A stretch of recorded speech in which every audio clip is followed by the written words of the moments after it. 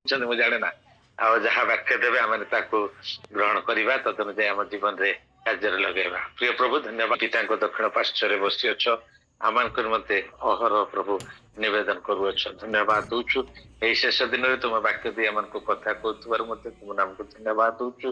ଯେତେବେଳେ ପ୍ରଭୁ ଏ ନେଟୱାର୍କକୁ ଯେପରି କୌଣସି ପ୍ରକାର ପ୍ରୋବ୍ଲେମ ନ ହୁଏ ସେଥିପାଇଁ ତୁମେ ଆଶୀର୍ବାଦ କର। ଯେତେ ଜଣ ଉପସ୍ଥିତ ଅଛନ୍ତି ପ୍ରତ୍ୟେକ ଯେପରି ଭଲରେ ଶୁଣି ପାରିବେ।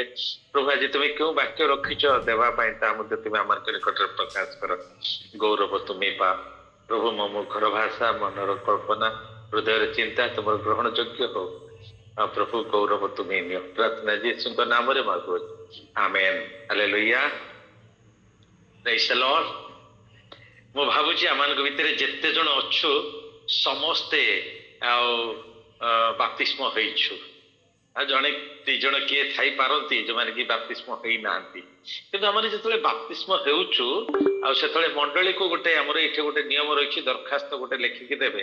ସେମାନଙ୍କର ବ୍ୟକ୍ତିଗତ ମତ ସେମାନେ ସେଇ ଦରଖାସ୍ତରେ ପ୍ରକାଶ କରିବେ। ମୁଁ ପ୍ରଭୁ ଯୀଶୁ ଖ୍ରୀଷ୍ଟଙ୍କୁ ନିଜର ବ୍ୟକ୍ତିଗତ ତ୍ରାଣକର୍ତ୍ତା ଭାବେ ଗ୍ରହଣ କରିଛି ଆଉ ତେଣୁକରି ମଣ୍ଡଳୀ ସାକ୍ଷାତରେ ସାକ୍ଷ୍ୟ ସ୍ୱରୂପ ମୁଁ ବାପ୍ତିସ୍ମ ଗ୍ରହଣ କରି ମଣ୍ଡଳୀରେ ସାମିଲ ହେବା ପାଇଁ ଚାହେଁ। ତେଣୁକରି ଆପଣ ଏହାର ବ୍ୟବସ୍ଥା କରନ୍ତୁ।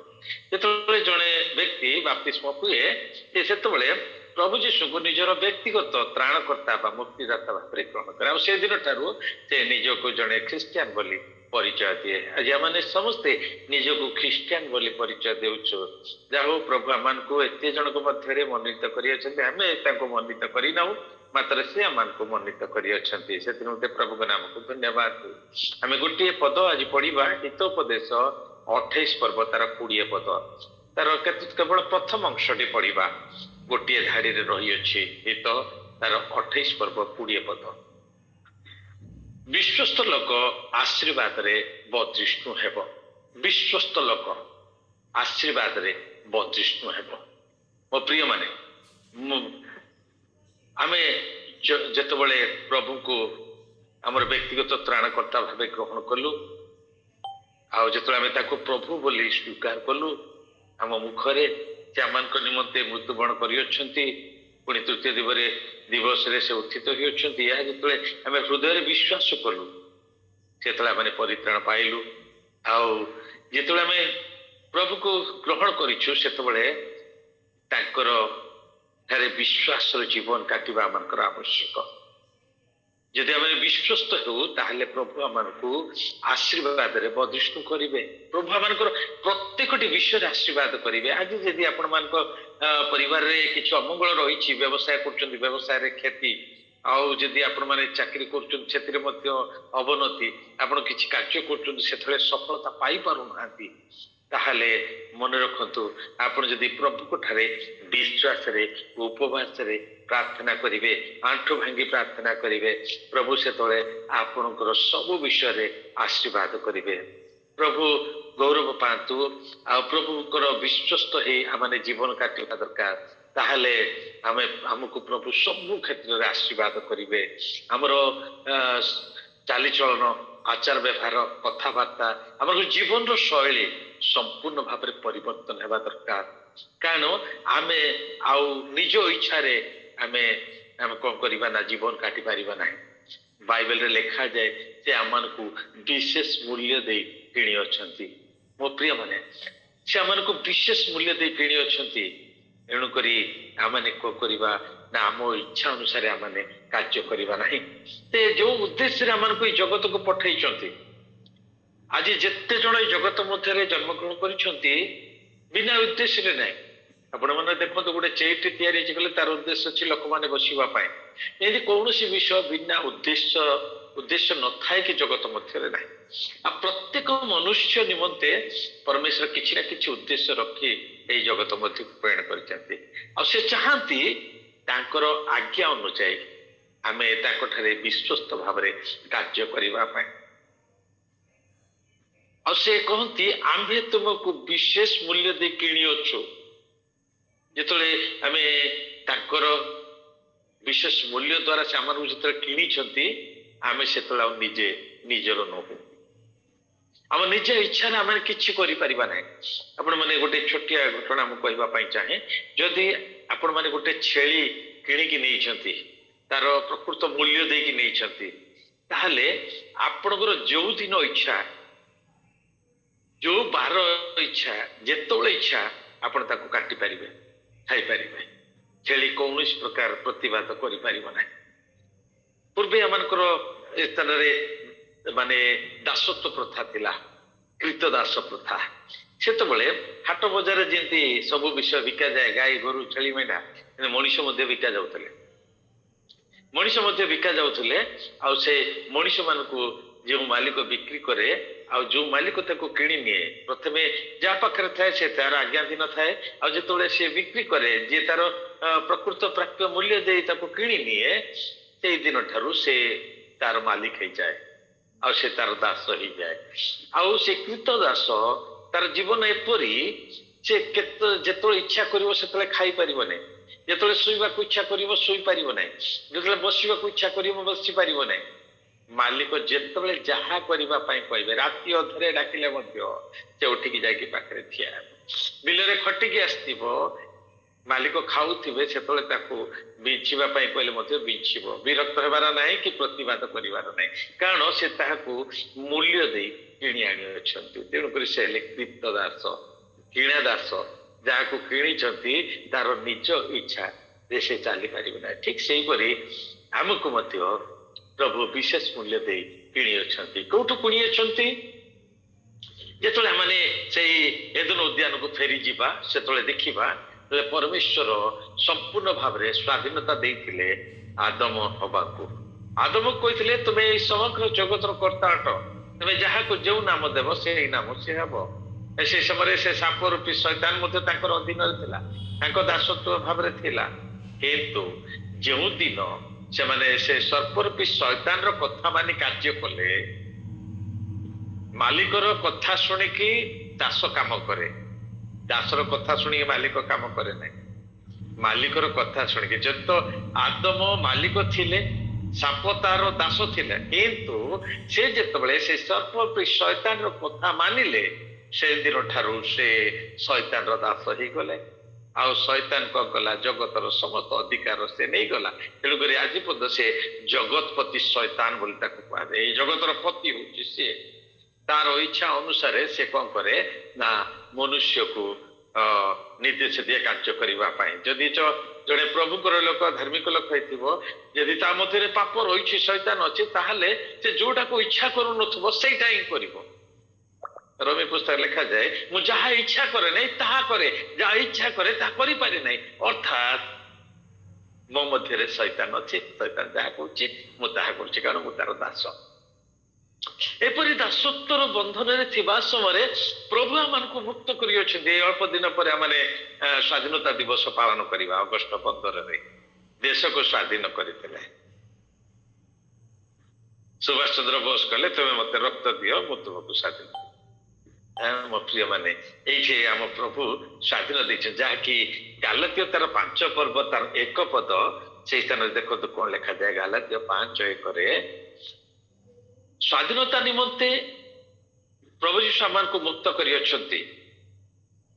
तेणुक तुम्हें दासत्व ज्वाले दे जो चान जाओ मो प्रिय माने जो पराधीन भाव में शैतान दास थिलु से प्रभु जी आमान को मुक्त करी स्वाधीनता करी से स्वाधीन दे शैतान कथा से अंधकार मध्य आमान को आलोक मध्य को आनी अतएव आमने कौन करवा आउ थे दासत्व ज्वाले जोचा न जावा आज अनेक प्रभु को पाइबा पूर्व जो प्रकार शैतान कार्य जीवन रे थिला से प्रकार ही चली से वास्तव में रियल ख्रीस्टियान बोली कह ना नामधारी ख्रीस्टियान बोली कह जीवन में कौन परिवर्तन ना जमी थिले बप्तिस्म पर सेमिति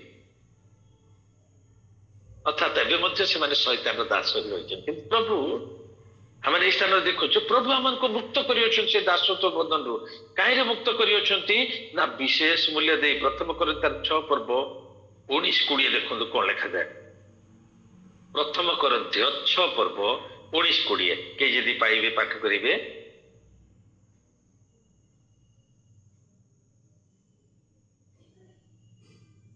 प्रथम करती 6 पर्व 19-20। अबा तुम्भ मानक शरीर जे ईश्वर ठारू प्राप्त तुम्भ मानकर अंतर्वासी पवित्र आत्मा का मंदिर यह कौन जान नहीं। आउ तुम्भे माने निजे निजर नुह, कारण तुम्भे माने विशेष मूल्य रे किणा जायछ। एणु तुम्भ मानकर शरीर रे ईश्वरंकर गौरव प्रकाश कर। आमेन। धन्यवाद। आम स्थान देखुचु आमे निजे निजर नहु, जो जगत अच्छु मनुष्य भाव रे, किंतु आमको जड़े किणी अच्छी आमे निजे निजर नहु। आ से कौन दे किणी अच्छी ना विशेष मूल्य दे। विशेष मूल्य दे कहले कौन? रक्त दे, बहुमूल्य रक्त दे। वाक्य लिखा जाए रक्त रे जीवन थाए। रक्त चलीगला जड़े मृत्युवरण करे। जिते हिमोग्लोबिन कमी जाए 4% 3% पड़े लोक मृत्यु मुखर पड़ती, कारण रक्त कमी जाए। सिकलिंग बेमार अनेक समय रक्त देवाक पड़े। रक्त रे जीवन थाए। और सही जीवन दे प्रभु आम मुक्त कर निजर जीवन दे आम मुक्त कर किणी अच्छे। तेणुक आम निजे निजर नहु, आम निज इच्छा कौन कार्य करें ना। जो तो पूर्वे जिते प्रभु को आम विश्वास करूँ आम ग्रहण करूँ से हुई तो कहींपारू मेरी मर्जी माने मोर इच्छा मो इच्छा मुझे जहाँ करी तमें कहवा किए कि जो प्रभुंर बहुमूल्य रक्त द्वारा मैंने कृत हलु से आमर निज इच्छा चलो ना। आम कहीपर ना मेरी मर्जी। आमर आवश्यकता रही प्रभु आमको कि प्रकार कार्य करने निर्देश दियंती। प्रभु आम जिमिति करने कहती आम सेमिति होगा दरकार। आमर कथबार्ता आमर चालीचलन आचार व्यवहार आम आत्मिक जीवन में आम प्रार्थना जीवन में आम इच्छा नुहे प्रभु को इच्छा है। अनेक लोक अच्छा जो इच्छा हम प्रार्थना करवा आउ दिन सारा प्रार्थना न कले मत चलो। यदि प्रार्थना को डका जाए ना मोर से काम अच्छी मुझे मुझे प्रार्थना बस पारि कि जापरि मुझे जीवी से जीवी मो प्रिय मैंने चलो ना। जो आम प्रभु को ग्रहण कलु विश्वास कलु से प्रभु आम को से अंधकार मध्य आम आलोक को आणिले से शैतान बंधन को आम मुक्त कले आमको विशेष मूल्य दे किणी अच्छा। तेणुक आम निजे कहीपर ना जे आम निजे निजर इच्छा अनुसार आम कार्य करूँ। देखु से प्रथम कोरिन्थर 6 पर्व 20 लास्ट अंश कौन लिखाई देखु प्रथम 6:20 एणु तुम्भ मानक शरीर रे ईश्वर को गौरव प्रकाश कर। हालेलुया। प्रभु आम को विशेष मूल्य दे किणी अच्छे आम निजे निजर नहु। कौन करने को पड़ो आमको आम शरीर गौरव प्रकाश करवा। हालेलुया। प्रभु एथि सकाश आम को निर्माण करते जिसाया तार देखिए 41 तार 7 पद और 21 पदरे 33-7-21 देखिए दुईटी जगह लिखा जाए प्रभु ताकर गौरव अर्थे आम को निर्माण कर प्रशंसा उद्देश्य आम को निर्माण कर आम गौरव प्रकाश करवा। कहीं गौरव प्रकाश करवा? आम शरीर रे आम शरीर आम गौरव प्रकाश करवा। किंतु आज आम कौन करुचु आमर निजर प्रेस्टिज बढ़ावा चाहूँ आमर निजर गौरव आमर निजर सम्मान आमनकर निजर प्रशंसा शुणापी आम चाहूँ कि आम निजक सम्मानित कर प्रभु को अपमानित करने को चाहूँ। आपण मैंने देखिथे अनेक समय जो बड़ बड़ प्रचारक मैंने आसती गोटे गोटे बड़ बड़ मीटिंग हुए अधिकांश मीटिंग रे जाए वक्ता भाव में आम दारिंगबाड़ी अंचल को प्राय 50-60 अंचल को मुझे से अंचल जो गोष्ठी सभा हुए से 2 दिन 3 दिन हेल्ले 2-3 जन वक्ता को डकाई थाए आ बड़ बड़ बैनर करा एते जोर रे कहते महान दास इे महान दास से आमर जड़े सुवक्ता ना एत कथा कहती गौरव करती ना जमी प्रभुंर ना से ना बैनर लगी प्रपगंडा हो जड़े माने सुनाम धन्य वक्ता ओडिशार प्रख्यात वक्ता ପ୍ରଭୁଙ୍କ ଦାସ ସେ ଆସୁଛନ୍ତି, ଆପଣମାନେ ବହୁ ସଂଖ୍ୟାରେ ଯୋଗ ଦିଅନ୍ତୁ, ତାଙ୍କର ବାକ୍ୟ ଶୁଣନ୍ତୁ, ସବୁ ତାଙ୍କର ଆଗା ପ୍ରଶଂସା, ତାଙ୍କର ପ୍ରଶଂସା। ମୋ ପ୍ରିୟ ମାନେ ପ୍ରଭୁ କହୁଛନ୍ତି ତୁମ ଶରୀରରେ ଆମର ଗୌରବ ପ୍ରକାଶ କର। ଯଦି ଆମେ ଦେଖୁ ଆଦ୍ୟ ମଣ୍ଡଳୀରେ 12 ଜଣ ଶିଷ୍ୟ ଯାହା କରିଥିଲେ, ବର୍ତ୍ତମାନ ହଜାର ହଜାର ପ୍ରଚାରକ, ହଜାର ହଜାର ପତ୍ରିକା ବଟାଉଛି, ମାନେ ଅନେକ ସ୍ଥାନରେ ଜୁମ୍ ମିଟିଂ ଚାଲିଛି, ଅନେକ ସ୍ଥାନରେ ରିଟ୍ରିଟ୍ ମାନ ଚାଲିଛି, ବାଇବେଲ ଷ୍ଟଡି ଚାଲିଛି, ଅନଲାଇନ ପ୍ରାର୍ଥନା ଚାଲିଛି। କିନ୍ତୁ ସେ ସମୟରେ ଯେତେବେଳେ ଯୋଉ ପ୍ରଚାର ହେଇଥିଲା, ଏତେ ଲୋକ ମାନେ ପ୍ରଭୁଙ୍କୁ ପରିଚୟ ପାଇଥିଲେ, ବର୍ତ୍ତମାନ ଦେଖିବେ ଆପଣ ସେ ବଡ ବଡ ସଭାରେ କେବଳ ଶୁଣିଥିବା ଲୋକ ହିଁ ଶୁଣନ୍ତି, ଆଉ କିନ୍ତୁ ବିଜାତି ମାନେ କିଏ ମଧ୍ୟ ପରିବର୍ତ୍ତନ ହୁଅନ୍ତି ନାହିଁ। କାହିଁକି? କାରଣ ଜାଣିଛନ୍ତି, ଆପଣ ଯେତେବେଳେ ମାଛ ଧରିବା ଲୋକକୁ ଦେଖିଥିବେ, ବନିଶୀ ଦେଖିଛନ୍ତି, ଆମର ଇଆଡେ ଲାଠି ବୋଲି କହୁ, ବନିଶୀ ଯିଏ ପକାଏ, ଧୂପ ଲଗେଇକି ବନିଶୀ ଯେତେବେଳେ ସେ ପାଣିରେ ପକାଏ, ସେତେବେଳେ ନିଜକୁ ଲୁଚେଇକିରି, ଯେମିତି ତାର ପ୍ରତିବିମ୍ବ ପାଣିରେ ପଡିବ ନାହିଁ, ସେ ନିଜକୁ ଲୁଚେଇକିରି ଯେତେବେଳେ ଲାଠି ପକେଇବ ବା ବନିଶୀ ପକେଇବ, ସେତେବେଳେ ମାଛ ଲାଗିବ। ମୋ ପ୍ରିୟ ମାନେ ଏଇଠି କାହିଁକି ଗୋଟେ ଆତ୍ମା ଲାଭ ହୁଅନ୍ତି ନାହିଁ? କାରଣ ସେଠି ନିଜକୁ ଲୁଚାନ୍ତି ନାହିଁ, ନିଜକୁ ପ୍ରକାଶ କରିକି ପ୍ରଭୁକୁ ଲୁଚାଇ ଦିଅନ୍ତି। ପ୍ରଭୁ ପ୍ରଶଂସା ପାଆନ୍ତୁ କି ନ ପାଆନ୍ତୁ, କିନ୍ତୁ ଯିଏ ଆସିଛନ୍ତି ବକ୍ତା ସିଏ ପ୍ରଶଂସା, ସିଏ ଗୌରବ ପାଏ। ତାଙ୍କୁ ଫୁଲ ମାଳ ଦେଇ ନାଚି ଗୀତ ଗାଇ, ମତେ ଅନେକ ସମୟରେ ସେପରି ନେଲେ ମୁଁ କୁହେ ଭାଇ ମୁଁ ଗୋଟେ ଗଧ। କାହିଁକି ନା ଯେତେବେଳେ ପର୍ଯ୍ୟନ୍ତ ପ୍ରଭୁ ମୋ ଉପରେ ବସିଛନ୍ତି ଆପଣ ମତେ ସମ୍ମାନ ଦେବେ, କାଲି ସକାଳ ହେଲେ ଏ ସମ୍ମାନ ମତେ ଦେବେନି। ମୁଁ ସାମାନ୍ୟ ସେ ଯୋଉ ବିଜୟ ଯାତ୍ରାରେ ବ୍ୟବହୃତ ଗଧ ସଦୃଶ୍ୟ, ଆଜି ଯଦି ମୁଁ ଆସିଛି ପ୍ରଭୁଙ୍କର ବାକ୍ୟ ନେଇକି, ଆପଣ ଏ ସମ୍ମାନ ଦଉଛନ୍ତି, କିନ୍ତୁ ପ୍ରଭୁଙ୍କୁ ଏ ସମ୍ମାନ ଦିଅନ୍ତୁ। ମୁଁ ତ ସାମାନ୍ୟ ଗୋଟେ ଗଧ, ମୋ ଉପରେ ଯେତେବେଳେ ପ୍ରଭୁ ଉଲି ପଡିବେ ମୋର କିଛି ଭ୍ୟାଲୁ ନାହିଁ, ମୁଁ ଧୂଳି ମାତ୍ର। ମୋ ପ୍ରିୟ ମାନେ ଯେତେବେଳେ ନିଜକୁ ଲୁଚେଇକିରି ବନିଶୀ ପକାଯାଏ, ସେତେବେଳେ ମାଛ ଲାଗେ। ଠିକ ସେହିପରି ଯେତେବେଳେ ମନୁଷ୍ୟ ତାର ପ୍ରଶଂସା ଗୌରବ ଖୋଜେ, ସେତେବେଳେ ଗୋଟିଏ ମଧ୍ୟ ସେ ଆତ୍ମା ଲାଭ କରିପାରେ ନାହିଁ। ଏଇତ ଲେଖାଯାଏ ଆପଣା ଶରୀରରେ ଗୌରବ ପ୍ରକାଶ କର। କାହାର? ପ୍ରଭୁଙ୍କର ଗୌରବ ପ୍ରକାଶ କରିବା। ଆମ ଶରୀରରେ ଆମେ ପ୍ରଭୁଙ୍କୁ ଗୌରବ ଦେବା। ଗୋଟେ ହିନ୍ଦୀ ଗୀତ ଅଛି, ଆପଣ ମାନେ ଜାଣିଥିବେ ନିଶ୍ଚିତ ଭାବରେ। ସେଇ ଗୀତଟା ମୁଁ ଭଲ ଭାବରେ ଜାଣିନି, କିନ୍ତୁ ଟିକେ ଖାଲି ମୁଁ ଗାଇବା ପାଇଁ ଚାହେଁ।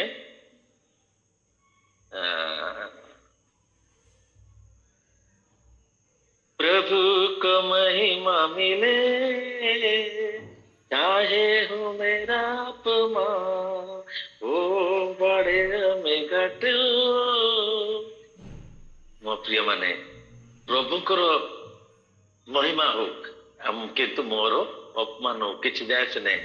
ମୁଁ ନିନ୍ଦା ଶୁଣିପାରେ, ମୁଁ ତାଡ଼ନା ସହି କରିପାରେ, ମୁଁ ସବୁ କରିପାରେ, କିନ୍ତୁ ତା ବଦଳରେ ପ୍ରଭୁ ଗୌରବାନ୍ୱିତ ହୁଅନ୍ତୁ। ଏଇ ଗୀତର ଅର୍ଥ ସେ ବଢନ୍ତୁ, ମୁଁ ଅବଶ୍ୟ ହ୍ରାସ ପାଇପାଇ ଆସେ।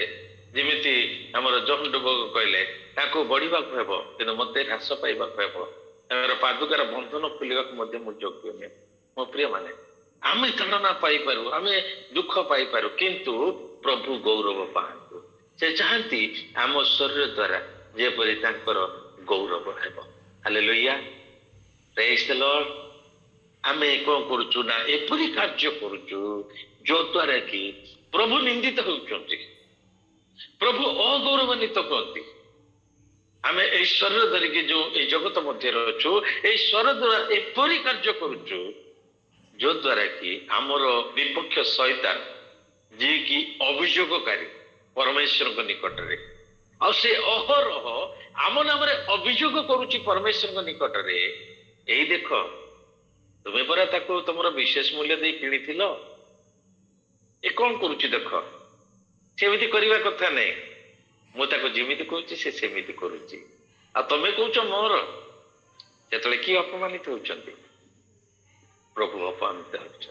ମୋ ପ୍ରିୟ ମାନେ ଏପରି କୌଣସି କାର୍ଯ୍ୟ କରିବା ନାହିଁ ଯାହାକି ଶୈତାନ ଆମକୁ ନେଇ ପ୍ରଭୁଙ୍କୁ ଅପମାନିତ କରିବ। ଦେଖନ୍ତୁ, ଇଏ ପରା ତମର ସନ୍ତାନ, ଇଏ ପରା ଏମିତି କରିଥିଲା। ଆମ ପାଇଁ ବୋଲି ସବୁବେଳେ ଆମର ସପକ୍ଷ ଆମଙ୍କର ପ୍ରଭୁ ଯୀଶୁ ଆମ ସପକ୍ଷରେ ଲଢ଼ନ୍ତି।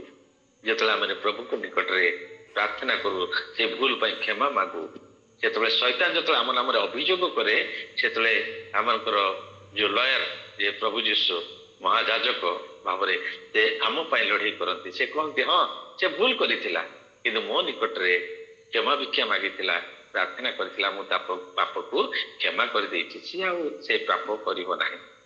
ମୋ ପ୍ରିୟ ମାନେ ମନେ ରଖିବା, ଆମେ ଯେତେବେଳେ ଯେକୌଣସି ଆମ ଶରୀରରେ ମନ୍ଦ କାର୍ଯ୍ୟ କରୁ ସେତେବେଳେ ଶୈତାନ ଆମ ବିରୁଦ୍ଧରେ ଈଶ୍ୱରଙ୍କ ନିକଟରେ ଅଭିଯୋଗ କରେ, ଏଇ ଦେଖ ଆକୁ ତୁମେ ବିଶେଷ ମୂଲ୍ୟରେ କିଣିଥିଲ, ତମେ ରକ୍ତ ଦେଇ କିଣିଥିଲ, କିନ୍ତୁ ଆଜି ମଧ୍ୟ ସେ ମୋର ଦାସ ହେଇକି ଅଛି, ମୁଁ ଯାହା କହୁଛି ସେ ତାହା କରୁଛି। ମୋ ପ୍ରିୟ ମାନେ ବିଶେଷ ଧ୍ୟାନ ଦେବା, ଯେପରି ଆମମାନଙ୍କ ଶରୀରରେ ଈଶ୍ୱରଙ୍କର ଗୌରବ ପ୍ରକାଶ କରିବା, କାରଣ ଆମମାନେ ନିଜେ ନିଜର ନୁହଁ, ଆମମାନେ ବିଶେଷ ମୂଲ୍ୟ ଦେଇ ଆମମାନଙ୍କୁ ପ୍ରଭୁ କିଣି ଅଛନ୍ତି। ଦେଖନ୍ତୁ ଆହୁରି ଗୋଟେ ପଦ ଗୋଟେ ମୋର ମନେ ପଡେ, ପ୍ରଥମ କରିନ୍ଥୀୟ 7:23 ଜଣେ କେହି ପଢନ୍ତୁ। ପ୍ରଥମ କରିନ୍ଥୀୟ ତାର 7:23।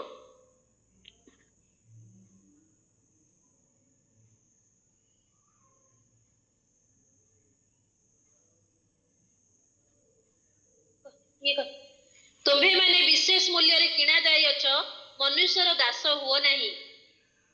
ହାଲେଲୁୟା। ସେଇଠି କୁହାଗଲା ତୁମେ ଶରୀରରେ ଈଶ୍ୱରଙ୍କର ଗୌରବ ପ୍ରକାଶ କର।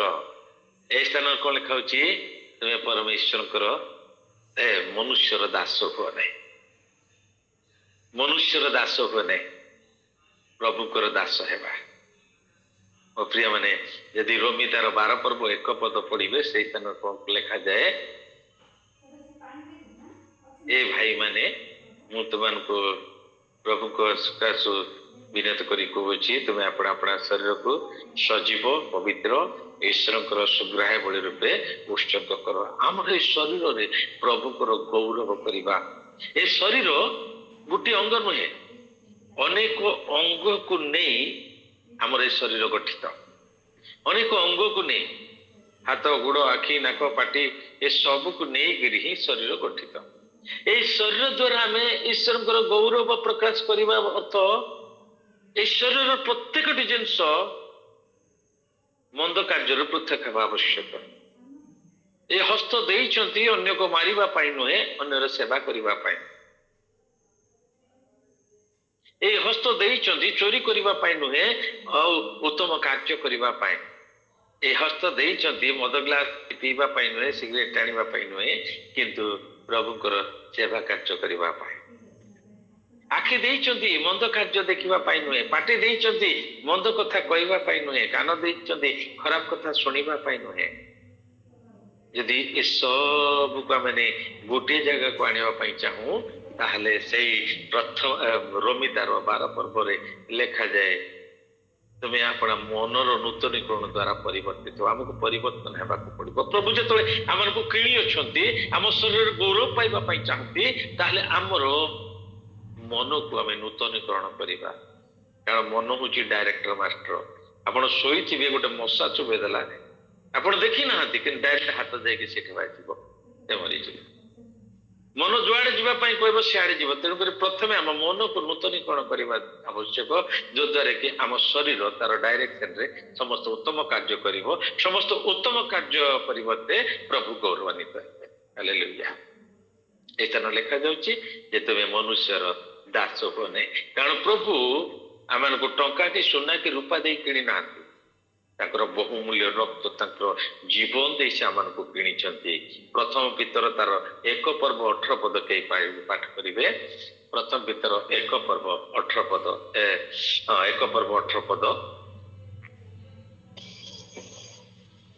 ଯେଣୁ ତୁମ୍ଭେମାନେ ଜାଣ ଯେ ତୁମ୍ଭମାନଙ୍କ ପିତୃପୁରୁଷ ମାନଙ୍କ ଠାରୁ ପ୍ରାପ୍ତ ପରମ୍ପରାଗତ ନିରର୍ଥକ ଆଚାର ବ୍ୟବହାରରୁ ରୂପା କି ସୁନା କି କ୍ଷୟଣୀୟ ବସ୍ତୁ ଦ୍ୱାରା ମୁକ୍ତ ନ ହୋଇ ବରଂ ନିଖୁନ୍ତ ନିଷ୍କଳଙ୍କ ମେଷଶାବକ ସଦୃଶ ଖ୍ରୀଷ୍ଟଙ୍କ ବହୁମୂଲ୍ୟ ରକ୍ତରେ ମୁକ୍ତ ହୋଇଅଛ।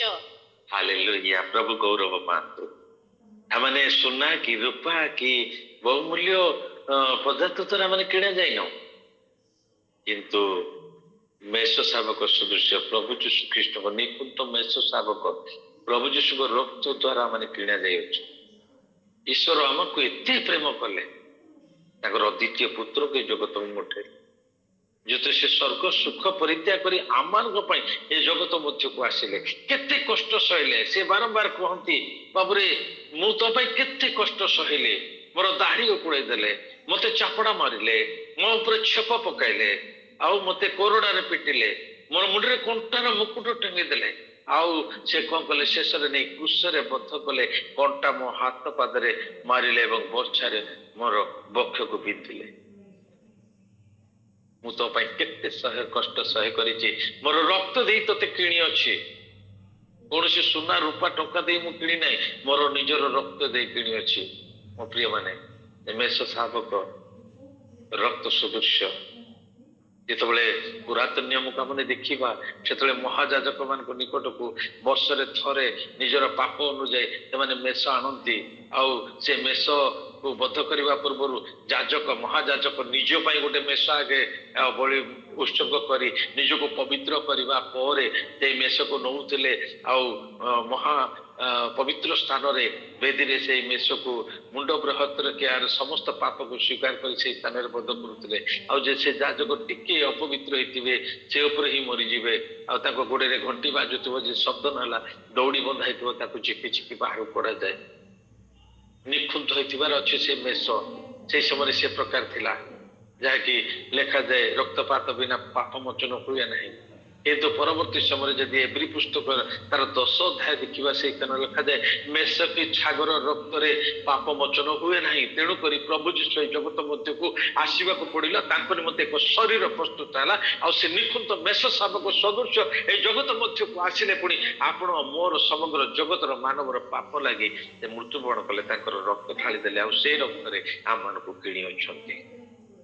ସେ ଚାହାନ୍ତି ଯେହେତୁ ଆମେ ବର୍ତ୍ତମାନ ମଧ୍ୟ ତାଙ୍କର ସନ୍ତାନ ସନ୍ତତି, ଏବେ ପର୍ଯ୍ୟନ୍ତ ତାଙ୍କର ଆଜ୍ଞା ଅନୁଯାୟୀ କାର୍ଯ୍ୟ କରୁନାହୁଁ, ବିଶ୍ୱସ୍ତ ଭାବରେ ଆମେ କାର୍ଯ୍ୟ କରୁନାହୁଁ, ଯଦ୍ୱାରା କି ଆମଙ୍କର ଅନେକ କ୍ଷତି ହେଉଛି, କୌଣସି ବିଷୟରେ ମଙ୍ଗଳ ଆସିପାରୁନାହିଁ। ଏବେ ଆମକୁ କଣ କରିବାକୁ ପଡିବ? ଲୁକ ତାର 18 ପର୍ବ 1 ପଦରେ ଲେଖାଯାଏ, କ୍ଳାନ୍ତ ନ ହୋଇ ନିରନ୍ତର ପ୍ରାର୍ଥନା କରିବା। ଏହି ପ୍ରଭୁଙ୍କ ନିକଟରେ ଆମଙ୍କର ଆଣ୍ଠୁ ଭାଙ୍ଗିବା, କ୍ଳାନ୍ତ ହେବା ନାହିଁ, କ୍ରନ୍ଦନ କରି ପ୍ରାର୍ଥନା କରିବା, ଉପବାସରେ ପ୍ରାର୍ଥନା କରିବା। ମୋ ପ୍ରିୟ ମାନେ, ପ୍ରଭୁ ଆମଙ୍କର ଉପବାସ ପ୍ରାର୍ଥନା, ଆମଙ୍କର କ୍ରନ୍ଦନ ପ୍ରାର୍ଥନା ଶୁଣି ଆମମାନଙ୍କର ଅବସ୍ଥାକୁ ପରିବର୍ତ୍ତନ କରିବେ। ଯାହା ଯାହା ଆମମାନଙ୍କର ନଷ୍ଟ ହେଇଥିବ, ସେ ସବୁ ଦ୍ୱିଗୁଣ ଭାବରେ ଆଉ ଥରେ ଲାଭ ହୋଇପାରିବ। ଯଦି ଆପଣ ମାନେ ଦେଖିବେ ଗୀତ ସଂହିତାର ତାର 34-17 ପଦ ଦେଖନ୍ତୁ। 34 ପର୍ବର 17 ପଦ କଣ ଲେଖାଯାଏ?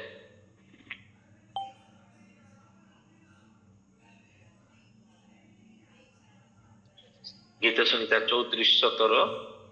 ଧାର୍ମିକ ମାନେ କ୍ରନ୍ଦନ କରନ୍ତେ ସଦାପ୍ରଭୁ ଶୁଣିଲେ ଓ ସେମାନଙ୍କ ସର୍ବ ସଙ୍କଟରୁ ସେମାନଙ୍କୁ ଉଦ୍ଧାର କଲେ।